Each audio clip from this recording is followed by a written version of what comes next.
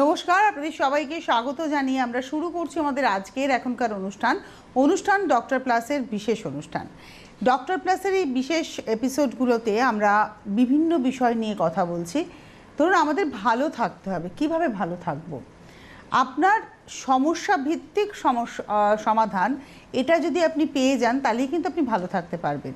আর এই আপনার ত্বক এবং চুলের সমস্যা ভিত্তিক সমাধান কিন্তু পাওয়া যায় ডক্টর প্লাসে এই মুহূর্তে তারা যেভাবে কাজ করছে বিগত 2 দশক ধরে, বহু পেশেন্ট ডক্টর প্লাসের হাত ধরে ভালো আছে।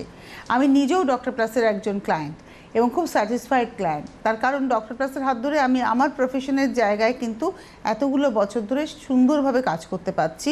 আমার ত্বক নিয়ে আমার কোনো দ্বিধা নেই, এটুকু আমি বলতে পারি।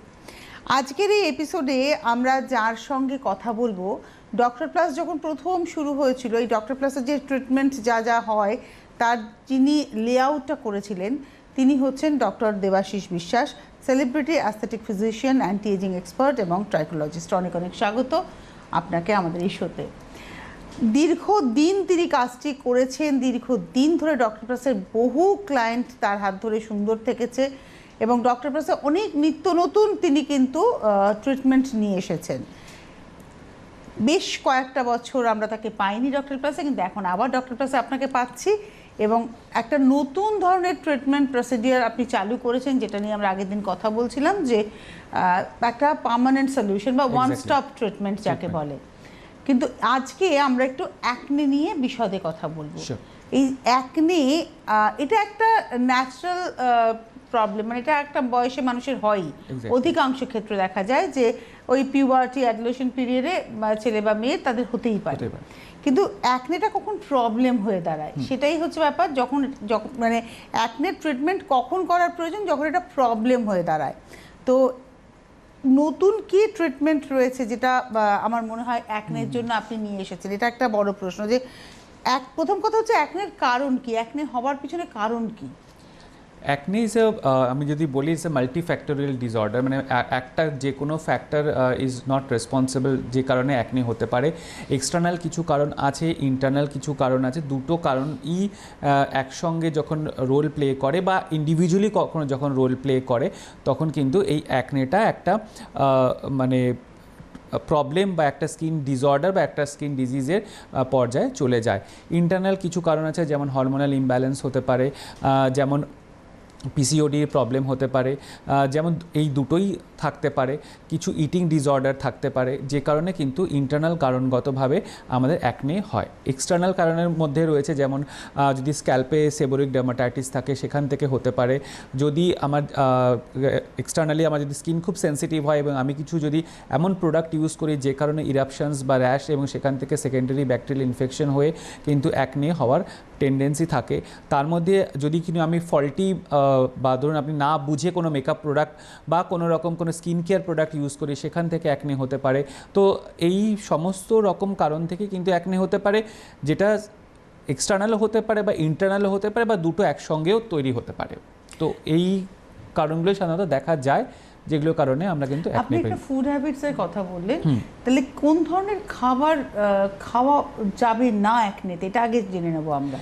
সেরকমভাবে কোনো থরো পেপার বা রিসার্চ কিছু নেই। যেগুলো রয়েছে সেগুলো সবই হাইপোথেটিক্যাল থটস বা কিছু রকমের কিছু পরীক্ষা নিরীক্ষা চালানো হয়েছে। সেখান থেকে দেখা গেছে ডেয়ারি প্রোডাক্টস, মানে মিল্ক এবং মিল্ক রিলেটেড কিছু প্রোডাক্ট থেকে অ্যাকনি ট্রিগার হয়, মানে ট্রিগারিং ফ্যাক্টর যেখান থেকে অ্যাকনি তৈরি হয়, ঠিক আছে, নতুন করে তৈরি হচ্ছে বা যেগুলো আছে সেগুলো সেকেন্ডারিলি ইনফেক্টেড হয়ে যাচ্ছে। মিল্ক বা ডেয়ারি প্রোডাক্টস, প্রসেসড ফুড মানে এক্সাম্পল দিচ্ছি যেমন French fry, burger, hot dogs, ঠিক আছে, যেগুলোতে কি না ফুডটাকে অনেক দিন ধরে আমরা প্রিজার্ভ করে রাখছি, যেখানে প্রিজারভেটিভ দেওয়া থাকে, সেই সব ফুডগুলো কিন্তু they triggers the cause of acne, সেখানে তৈরি করে। মানে এই ধরনের food should we avoid, this kind of food you should avoid for general health also and for acne also, দুটোই। কোন ধরনের খাবার আমরা খাবো তাহলে? যেসবগুলোতে ডায়েটারি ফাইবারযুক্ত যে খাবারগুলো রয়েছে, যে সব খাবারগুলোতে আমরা বেশি পরিমাণে অ্যান্টিঅক্সিডেন্ট পাচ্ছি, সেই সব খাবারগুলোকে আমাদের ডেইলি ইনটেক করা উচিত। এবার সেখানে যদি দেখা যায় যে আমার মিল্কে অ্যালার্জি আছে, তখন আমাকে সেখানে ল্যাকটোজ ফ্রি মিল্ক কনজিউম করতে হবে, ঠিক আছে। যেসব ফাইবার্স ডায়েটারি ফাইবার্স রয়েছে সেই সব জিনিস কনজিউম করতে হবে।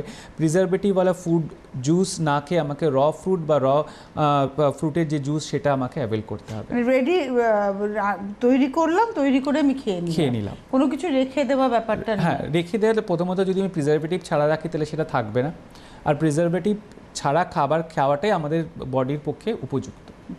মানে খুব টাটকা খাবার খাওয়াটা আপনি বলছেন। আমাদের একটু অনেক তেল ঝালের দিকেও কি নজর দিতে হবে একনে হলে? তেলের দিকে দেখো, তেল এখন বেশিরভাগ ক্ষেত্রে সবাই রিফাইন্ড অয়েল বা সানফ্লাওয়ার অয়েলই ইউজ করে, কেউ আর কুকিং পিওর মাস্টার্ড অয়েল এখন আর করে না।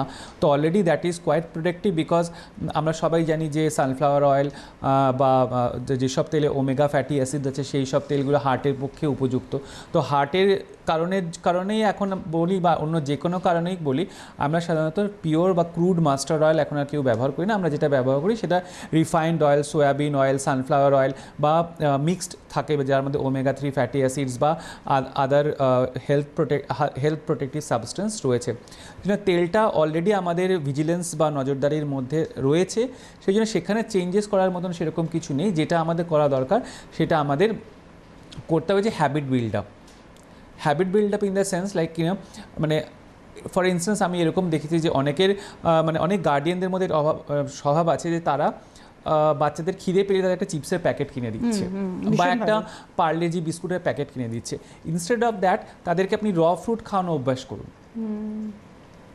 একটা অ্যাপেল দিন বা গ্রেপস দিন বা গোয়াভা দিন, যে কোনো মানে আপনাকে যে সবসময় দামি ফল দিতে হবে তাও না, কিন্তু সেগুলো খেলে কি হবে, হ্যাবিটটা ফ্রুটসের দিকে বা মোর কুকড ফুড অ্যাট হোম সেটার দিকে নিয়ে যেতে হবে। এখানে একটা প্রশ্ন করতে ইচ্ছে করছে, সেটা হচ্ছে যে অ্যাকনে হওয়ার তো একটা নির্দিষ্ট বয়সের কথা আমরা বলছি, যে আমি যেটা বললাম যে পিউবার্টি বা অ্যাডোলেসেন্ট পিরিয়ড, কিন্তু আমার ধরুন ওই বয়সে অ্যাকনে আসবে না, এর জন্য কি কোনো প্রিভেন্টিভ মেজার আছে?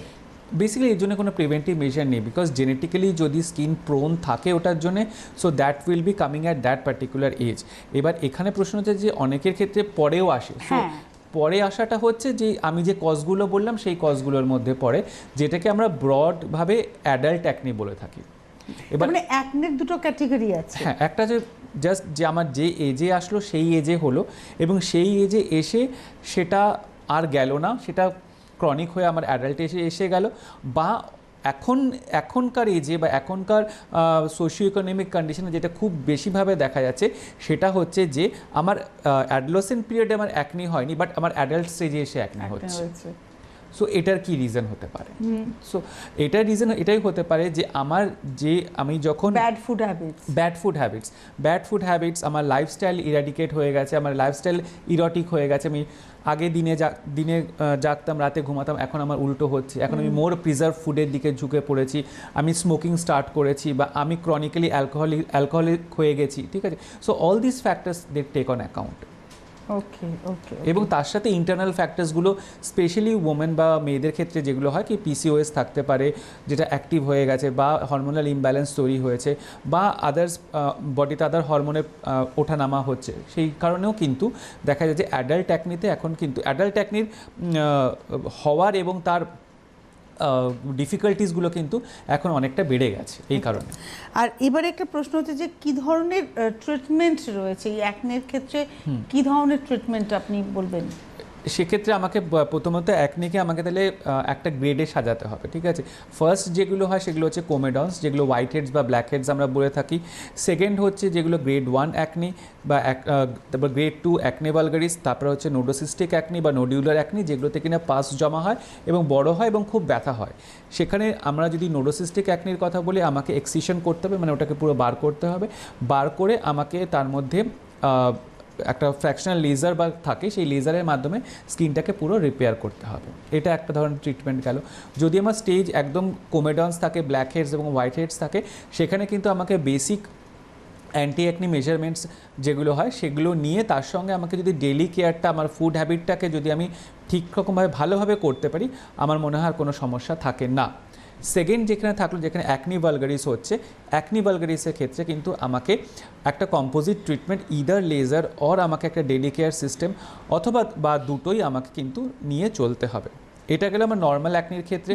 যদি আমার অ্যাডাল্ট অ্যাকনি থাকে, অ্যাডাল্ট অ্যাকনির ক্ষেত্রে আমি যেটা প্রথমেই বলেছি যে সবার আগে কিন্তু তার লাইফস্টাইল এবং তার ফুড হ্যাবিট এবং তার সব পুরো জিনিসটাকে আমাকে ডিসকাশন করতে হবে, সেটাকে দেখতে হবে, দেখে তারপরে তার অ্যাকনিটাকে কিন্তু সলভ আউট করতে হবে, because adult acne is very difficult to treat.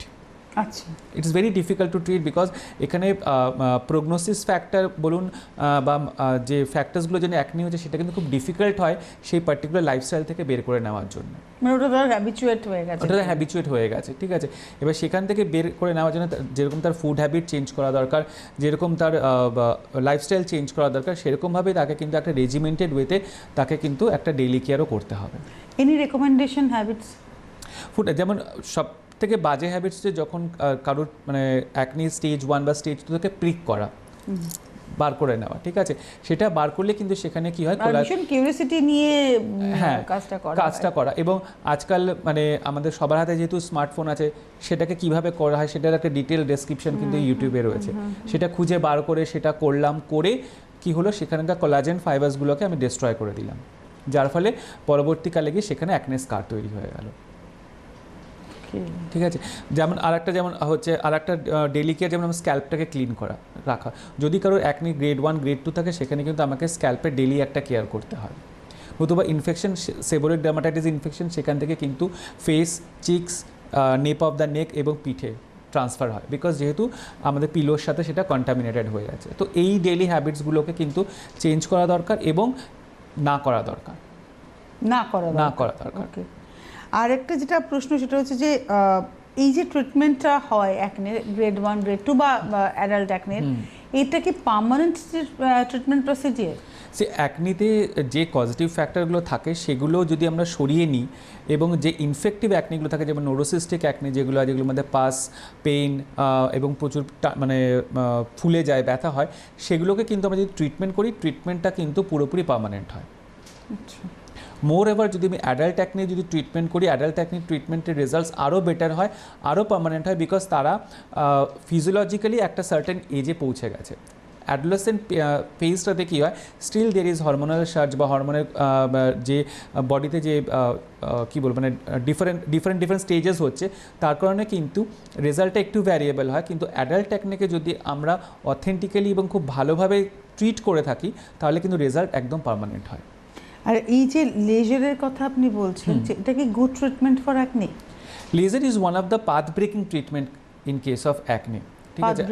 Path breaking means মানে আগে অ্যাকনিতে করা হতো সাবসিশন দেওয়া হতো, নিডল দিয়ে পাঞ্চার করে তার ভিতরে ফাইব্রোসিসগুলোকে ব্রেক করে, মানে একটা মানে আগলি সিন তৈরি হতো স্কিনের ওপরে, যেটাকে পেশেন্টকে রিকভার করতে হতো ঘরে, আন্ডার সার্জিক্যাল প্রসিজার। সেটাকে পেশেন্টকে রিকভার করতে বা তার একটা ডাউন টাইম থাকতো, পেশেন্টকে রিকভার করতে পেশেন্টকে ঘরে বসে থাকতে হতো এবং সেটা অনেকের কাছে ওয়েলকাম হতো না। But laser is path breaking because the treatment having no down time, treatment is having a one time or a second time therapy session. একটা ট্রিটমেন্টের পরে আপনার হয়তো 3 মাস পরে বা 4 মাস পরে বা 6 মাস পরে, যেরকমভাবে আপনি প্রগনোসিস করলেন সেরকম পরে আপনাকে থেরাপি নিতে হতে পারে, অনেক সময় থেরাপি নাও নিতে হতে পারে। তো এই সব সুবিধাগুলোর জন্য plus treatment is highly effective. আপনার সাবসিশন বা অন্য কোনো ট্রিটমেন্টে যেরকম রেজাল্ট আসে, একটা one sitting of anti acne লেজারের ক্ষেত্রে এর থেকে অনেক বেশি ভালো রেজাল্ট আসে। তো এই সব কারণের জন্য এটা হচ্ছে একটা পাথ ব্রেকিং ট্রিটমেন্ট। এবারে অবশ্যই র্যাপিড ফায়ার একটা সেশন থাকবেই। Moisturiser yes or no for acne? Yes, moisturiser yes, very important. আমি একটু আপনাদের বলি, আমি র্যাপিড ফায়ারে যে কোয়েশ্চেনগুলো করব, তারপরে এগুলো কিন্তু আমি ইলাবোরেটলি আবার জানবো ডক্টর বিশ্বাসের কাছ থেকে। Gel or cream in acne? According to the skin, but I will suggest gel. Is acne curable? Very much. Any medication for acne scar? Medication, no. Should apply sunscreen in acne? Of course. Most common treatment in acne? Lasers. Most common myth about acne? That acne only happens in adolescent period. One fact about acne? Acne is treatable. ওকে, তো এই যে moisturiser yes or no, আপনি বলেছেন yes. Yes. আমাদের একটা ধারণা যে স্কিনে পিম্পলস হয়েছে, অ্যাকনে হয়েছে, আমি মুখে কিচ্ছু লাগাতে পারবো না, আপনি সেখানে ময়শ্চারাইজারটাকে ইয়েস বলছেন, কারণটা একটু যদি ল্যাবরেটরি বলেন। ময়শ্চারাইজার কারণ আমি যেটা আগের এপিসোডেও বলেছি, moisturiser is a kind of a food that you are adding to your skin, যেটা আপনি আপনার স্কিনে দিচ্ছেন। তো এই ফুডের প্রিপারেশনটাকে আমি যেমন যখন আমাদের সাপোজ আমাদের পেট খারাপ হয়, স্টমাক আপসেট হয়, তখন আমরা মোর সেমি সলিড ফুডের দিকে এগোই, কিন্তু আমরা খাওয়াটা ছাড়ি না, আমরা মোর সেমি সলিড ফুডের দিকে যাই, বিকজ সেমি সলিড ফুডটাকে স্টোরেজ হবে না, স্টমাকটা রেস্টে থাকবে এবং আমার নিউট্রিশনটাও মেনটেন থাকবে। সেম কেস এখানে অ্যাকনের ক্ষেত্রে moisturiser in a definite form, সেটা জেল ফর্ম হোক, সেটা ইমালশন ফর্মে হোক, যে ফর্মেই হোক, আমার স্কিনে যাবে এবং স্কিনকে মানে নিউট্রিশন দেবে, এবং আমি এই প্যাথোলজিক যে কন্ডিশনটা, যেটাকে আমি অ্যাকনি বলছি, সেটাকে কিন্তু আমি বেরিয়ে আসতে পারবো। এখন এই ধারণাটা একদমই নেই যে আমি অ্যাকনি হলে কিন্তু ময়শ্চারাইজার লাগাতে পারবো না। আচ্ছা, যে জেলের কথা বলছেন, জেল কতটা effective? Gel basically effective because gel is easily permeable. আর জেলের ফর্মুলেশনটা হচ্ছে water base formulation. So water base formulation হওয়ার জন্য স্কিন পোর্সের মাধ্যমে ইজিলি এটা পারমিয়েবল হবে, এবং তার মধ্যে যদি কোনো মেডিকেল বা মেডিসিনাল প্রপার্টি আমরা অ্যাড করে থাকি, সেটাও কিন্তু খুব ইজিলি পারমিয়েবল হবে, যাতে কিনা আমি আমার টার্গেট অর্গানে পৌঁছাতে পারবো, টার্গেট জায়গায় পৌঁছাতে পারবো, এবং আমি যে প্রবলেমটা হচ্ছে, যার যে ব্যাকটেরিয়াল ইনফেকশনগুলো হচ্ছে অ্যাকনির জন্য, সেটা থেকে কিন্তু কিওর হতে পারবো। এই যে আপনি বলছিলেন যে সানস্ক্রিন অ্যাপ্লাই করা যাবে, সেক্ষেত্রে কি সেটাকে জেল ফর্মেই অ্যাপ্লাই করতে হবে না অন্য কোনো ফর্মে? সানস্ক্রিনের এখন অনেক রকম ফর্মুলেশন আছে, স্প্রে ফর্মুলেশন আছে, জেল ফর্মুলেশন আছে, সিলিকন বেস ফর্মুলেশন আছে, যেগুলো কিনা আমাদের স্কিনে খুব রেডিলি পারমিয়েট করে, খুব তাড়াতাড়ি চলে আসে। উপরে কোনো হোয়াইট কাস্ট বা উপরের লেয়ারে কোনো রকম ধরুন স্টিকিনেস বা কিছুই থাকে না, সেগুলো কিন্তু স্কিনের জন্যে, সেন্সিটিভ স্কিনের জন্য, অ্যাকনি প্রোন স্কিনের জন্য খুবই ভালো। বাট সানস্ক্রিন কিন্তু মাস্ট অ্যাপ্লাই করতেই হবে। সানস্ক্রিন নিয়ে একটু কথা যদি বলি, সানস্ক্রিন তো স্কিনের জন্য ভীষণ ভালো একটা সাপোর্ট। তো অ্যাকনে স্কার যখন হয়ে যায়, সেক্ষেত্রে আমাদের একটা ধারণা থাকে যে আমার স্কিনটা দাগ হয়ে গেল, সেই দাগের সঙ্গে যখন সান কন্ট্যাক্টে যখন পিগমেন্টেশন আসে, তখন দাগটা কিন্তু আরো মারাত্মক হয়ে যায়। এক্ষেত্রে আমার মনে হয় সানস্ক্রিনের ব্যবহার করার প্রসিডিওরটা যদি আপনি একটু বলেন, what is the right procedure of using sunscreen? সানস্ক্রিনের বেসিক্যালি কাজ হচ্ছে যে একটা জিনিস সানস্ক্রিন অ্যাপ্লাই করার আগেও যেটা আমাকে মনে রাখতে হবে, যে সানস্ক্রিন কিন্তু আমাকে রিঅ্যাপ্লাই করতে হবে। এটা নয় যে আমি দিনে একবার যদি সানস্ক্রিন অ্যাপ্লাই করি আমি প্রোটেক্টেড। যে কোনো সানস্ক্রিন আমাকে 2-3 আওয়ার্সের পরে আমাকে কিন্তু অ্যাপ্লাই করতে হবে, ফার্স্ট থিং। সেকেন্ড থিং, যদি মানে আমার আউটডোর অ্যাক্টিভিটি খুব বেশি থাকে, তাহলে ডেফিনেটলি আমাকে অ্যাটলিস্ট 2 থেকে 3 বার রিঅ্যাপ্লাই করতে হবে। যদি আমার ইনডোর অ্যাক্টিভিটি থাকে, বাট এইরকম ব্রড লাইটে, মানে এরকম অনেক লাইটে যার ভোল্টেজ অনেক বেশি, সেখানে কাজ করতে হয়, সেখানেও আমাকে কিন্তু রিঅ্যাপ্লাই করতে হবে। এবার এখন মডার্ন টেকনোলজি বা মডার্ন ফার্মাকোলজিক্যাল প্রপার্টিসে এখন কিন্তু ফাউন্ডেশন থেকে শুরু করে, লিপস্টিক থেকে শুরু করে, ময়শ্চারাইজার থেকে শুরু করে সব কিছুর মধ্যে কিন্তু SPF চলে এসেছে। তো আমাকে সেই প্রোডাক্টগুলো চুজ করতে হবে যেগুলো কিন্তু অ্যাডেড বেনিফিট আমাকে দিচ্ছে উইথ SPF। আমাদের একটা ধারণা ডক্টর বিশ্বাস, যে SPF যত বেশি হবে তত আমার স্কিনের প্রোটেকশন হবে, এটা আপনি এটাকে কি মিথই বলবেন? Of course it's a myth. আচ্ছা, অফকোর্স ইটস আ মিথ। আমি যদি 40 SPF লাগাই, তাহলে হচ্ছে যে আমি যদি না লাগাতাম তাহলে আমার কি হতো, এবং তার থেকে আমি 40 times better protected. That is SPF, sun protecting factor. আমি যদি না অ্যাপ্লাই করি সেটার একটা কি হবে, আর যদি অ্যাপ্লাই করি তাহলে আমি সানের ড্যামেজ থেকে 40% বেশি প্রোটেক্টেড থাকবো, সরল হিসেবে। মানে 30, 40, 50, 60 ওটা কোনো ম্যাটার করে না। ওটাতে মাথা ঘামানোর কিছু নেই, কিন্তু সেটা হচ্ছে আমার লাইফস্টাইল বা আমার এক্সপোজার টু সানের উপরে ডিপেন্ড করছে, যে আমি কতটার উপরে। একজন হাউসওয়াইফ যিনি সারাদিন হয়তো মানে ঘরের মধ্যেই কাটান, তো তিনি বলেন আমি জাস্ট 5 মিনিটের জন্য ছাদে যাই, ছাদে গিয়ে চলে আসি, তার জন্য 30 is enough. That is recommended by the IMA dose দেয়, তার সেটা বলাই আছে যে আপনি 30 ইউজ করলে আপনি ইউ উইল বি প্রোটেক্টেড। আর যিনি বাইরে সেলসম্যান আছেন বা সেলসম্যান আছেন, সেলসের কাজ করছেন, ঘুরে ফিরে কাজ করছেন বা ট্রাফিকে কাজ করছেন, তাদের জন্য কিন্তু অ্যাটলিস্ট আমি সাজেস্ট করি 50 আপ, এবং সেটা রিঅ্যাপ্লাই করতে হবে। কারণ আপনি তো চাইলেও সবসময় ছাতা নিয়ে দাঁড়াতে পারবেন না, ট্রাফিক সার্জন যারা রয়েছেন, ট্রাফিক গার্ড যারা রয়েছে। সেক্ষেত্রে একটা সবথেকে ভালো হচ্ছে যে যদি আমি সেরকম কিছু ক্লোথস পরি যেগুলোর SPF সাধারণত হচ্ছে মোর দ্যান 5, নর্মাল ক্লোদিংয়ের SPF হচ্ছে 5, ওকে, তো আমি যদি সেখানে এমন কিছু ক্লোদিং পরি যেগুলো মোর SPF অ্যাবজর্ব করে, সেগুলোর ক্ষেত্রে কিন্তু আমার অ্যাডেড বেনিফিট আমি এটা পেয়ে যাব। এই যে আপনি মোস্ট কমন মিথের কথা বললেন অ্যাবাউট অ্যাকনে, ওটাকে যদি একটু ইলাবোরেটলি ব্যাখ্যা করেন। মোস্ট কমন লোকে ভাবে যে অ্যাকনি আর মানে সারবে না, আমার ট্রিটমেন্ট হবে না, বা আমার অ্যাকনে স্কার হয়ে যাবে এবং স্কারটা নিয়ে আমাকে থেকে যেতে হবে। কিন্তু সেক্ষেত্রে বলবো যে স্কারের ট্রিটমেন্ট কিন্তু স্কারের কিন্তু কোনো মেডিকেশন হয় না।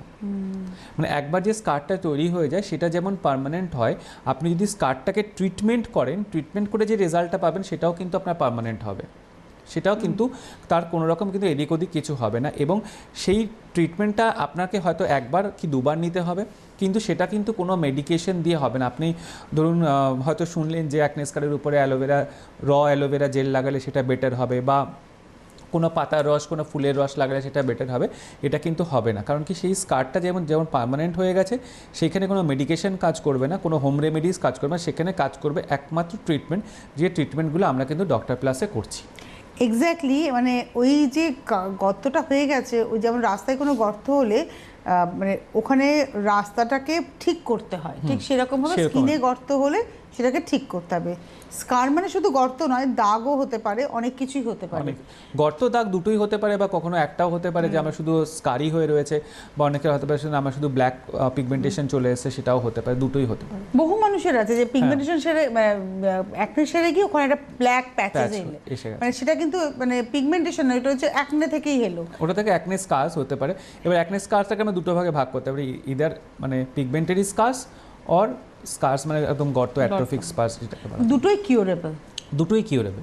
এবং সেই কিউরেবলের জন্য ট্রিটমেন্ট রয়েছে ডক্টর প্লাসে, এবং ডক্টর প্লাসে ওয়ান টাইম প্রসিডিয়ার রয়েছে। মানে এটা একটা বিশাল বড় ব্যাপার। আপনার অ্যাকনের জন্য আপনি কিন্তু এই স্মার্ট ট্রিটমেন্টটা কিন্তু নিতেই পারেন। ডিটেলস জানার জন্য টেলিফোন নাম্বার যাচ্ছে, ফোন নাম্বারে ফোন করুন, ডক্টর বিশেষের অ্যাপয়েন্টমেন্ট করুন। প্রথমে দেখাতে হবে।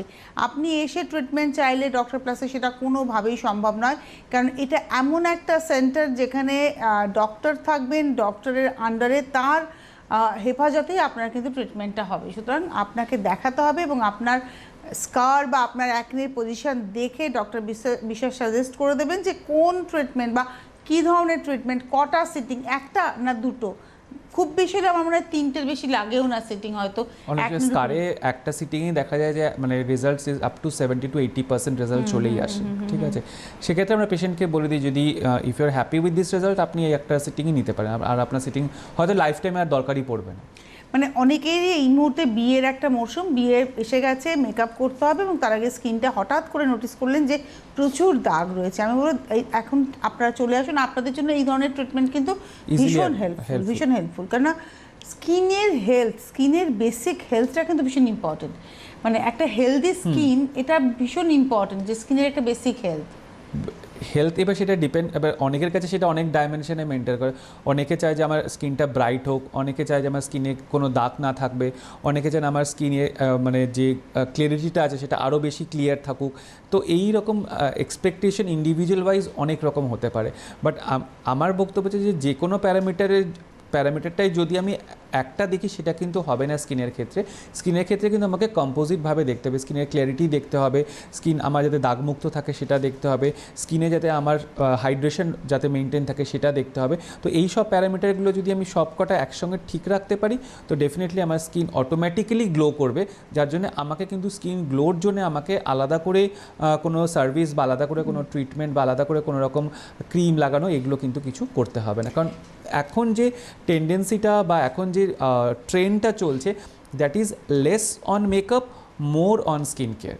এটাই ভীষণ ইম্পর্টেন্ট। এবং আমার মনে হয় যারা মানে যেসব সেলিব্রিটি বা যেসব স্কিন কেয়ার ব্লগার্সদের আমরা দেখি, তারাও কিন্তু সবাই এখন এই ট্রেন্ডটাকেই ধরে রেখেছেন যে লেস অন মেকআপ, সেটা আপনার বিয়েতে হোক বা আপনার কোনো স্পেশাল অকেশনেই হোক, but more on skin care. আপনি এটা কথা বলছেন, হাইড্রেশনটা ভীষণ ইম্পর্টেন্ট। এক্স্যাক্টলি, মানে সেটা মানে এজিং স্কিন হোক কিংবা অ্যাকনে প্রোন স্কিন হোক, যে কোনো স্কিনে হাইড্রেশনটা ভীষণ ইম্পর্টেন্ট। এক্ষেত্রে জল খাওয়ার প্রবণতাটা কতটা দরকার? এটা একটা মিথ, এটা একটা খুব বড় মিথ যে আমি 8 গ্লাস বা 10 গ্লাস জল খাই, বাট আমার স্কিন স্টিল ডিহাইড্রেটেড। স্কিন হাইড্রেশনের সঙ্গে আমার বডির হাইড্রেশনের কিন্তু কোনো রকম কোনো কনটেক্সট নেই। যে সেরকম যদি হতো তাহলে মানে যেসব জায়গায় বর্ষা কম হয় বা যেখানে জলের একটু স্টিনজেন্টি কম পাওয়া যায় সেখানে কিন্তু তাদের স্কিন কিন্তু বেশিভাবে এফেক্টেড হতো, সেটা কিন্তু হয় না সেইটা। এবং সায়েন্টিফিকলি ইটস অলসো প্রুফ যে আমি জল খাওয়ার সাথে আমার স্কিন হাইড্রেশনের কিন্তু কোনো রকম কোনো লিঙ্ক নেই। আমাদের হাতে আজকে আর সময় নেই, এবার আমাদের বিদায় নেওয়ার পালা। আপনারা এতক্ষণ ধরে দেখছিলেন ডক্টর প্লাসের বিশেষ অনুষ্ঠান, ডক্টর দেবাশিস বিশ্বাসের অনুষ্ঠান। যারা অ্যাপয়েন্টমেন্ট নিতে চাইছেন, দেখাতে চাইছেন, তারা ইমিডিয়েটলি হেল্পলাইন নাম্বারে যোগাযোগ করুন, দেখান এবং আপনার স্কিনটাকে একটা মোস্ট বিউটিফুল স্কিনে নিয়ে চলে যান। আজকে এই মুহূর্তে এই পর্যন্ত। অনেক ধন্যবাদ ডক্টর দেবাশিস বিশ্বাসকে, ধন্যবাদ আপনাদের, নমস্কার।